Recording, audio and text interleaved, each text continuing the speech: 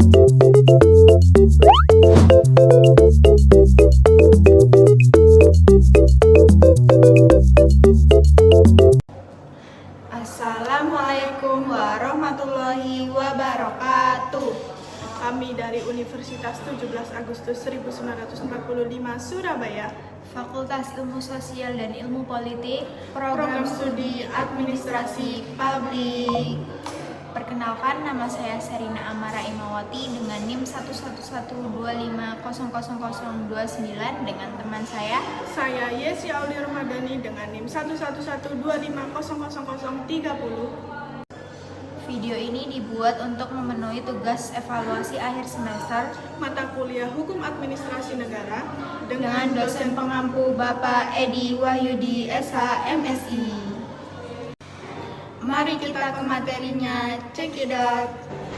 Jadi yang pertama ada konsep utama dasar hukum administrasi negara, yaitu hukum administrasi negara adalah suatu cabang hukum publik yang mengatur hubungan negara dengan warga negara melalui lembaga administrasi yang berfokus mengatur tindakan dan membatasi wewenang pemerintah. Lalu ada 3 pilar utama dalam hukum administrasi negara. Yang pertama ada legalitas. Semua tindakan harus berdasarkan hukum yang berlaku tanpa dasar hukum, artinya tindakan tersebut tidak sah. Yang kedua ada diskresi, fleksibilitas pejabat untuk mengambil keputusan darurat atau aturan tidak spesifik. Yang ketiga ada AUPB, asas ketika pemerintah yang tidak baik, contohnya transparansi, akuntabilitas, dan efisiensi. Kemudian hukum administrasi negara bersumber dari aturan tertulis mencakup konstitusi.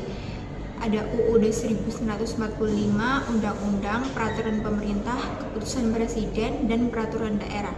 Selain itu, terdapat sumber hukum tidak tertulis berupa kebiasaan administratif atau praktik yang telah diterima. Dalam menjalankan fungsinya, pemerintah bertugas melaksanakan undang-undang, membuat keputusan administratif, dan bertanggung jawab atas pelayanan publik. Untuk menjamin kinerja yang legal, transparan, dan akuntabel, administrasi negara diawasi secara internal oleh lembaga seperti Inspektorat Jenderal atau Satuan Pengawas Internal (SPI), dan secara eksternal oleh lembaga independen termasuk BPK, Ombudsman, dan KPK. Selanjutnya ada pengawasan administrasi negara dan peran lembaga pengawas. Pengawasan administrasi negara didefinisikan sebagai proses pengendalian dan pemantauan terhadap seluruh aktivitas administratif yang dilaksanakan oleh pemerintah.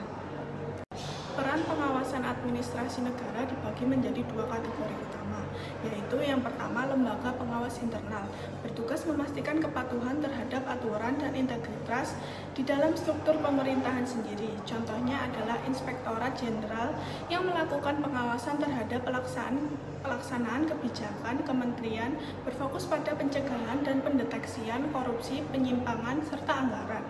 Yang kedua, pengawasan eksternal, terdiri dari badan-badan independen yang memastikan kejujuran dan integritas proses administrasi dari luar.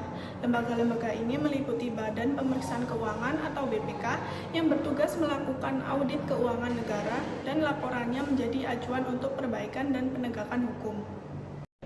Kemudian ada studi kasus penyelesaian sengketa administrasi negara yang dapat dimulai melalui jalur administratif, yaitu mekanisme internal yang dikenal sebagai upaya keberatan atau banding. Dalam jalur ini, warga negara dapat mengajukan permohonan kepada pejabat atau badan administrasi yang lebih tinggi kedudukannya, atau kepada instansi yang mengeluarkan keputusan. Tujuan dari keberatan atau banding ini adalah untuk mendapatkan peninjauan kembali atas keputusan tata usaha negara yang dirasa merugikan.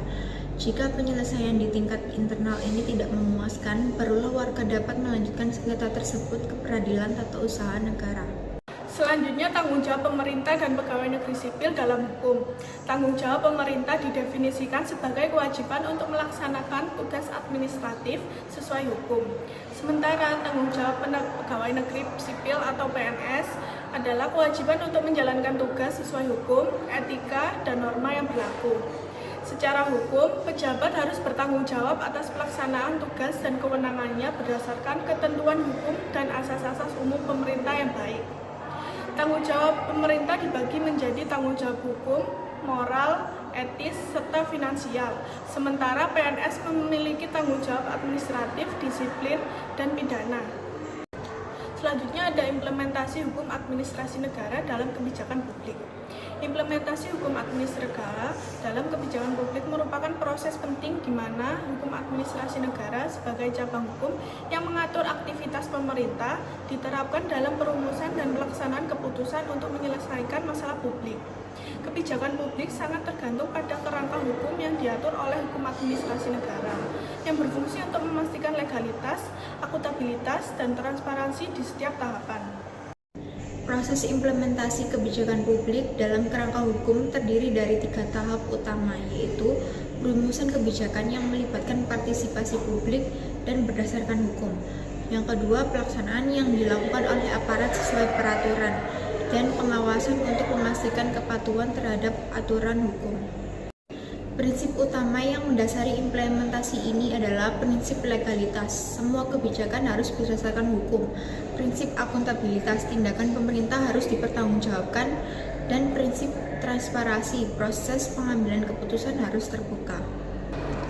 Demikian materi yang kita sampaikan, semoga bermanfaat. Selebihnya mohon maaf jika ada salah kata. Wassalamualaikum warahmatullahi wabarakatuh.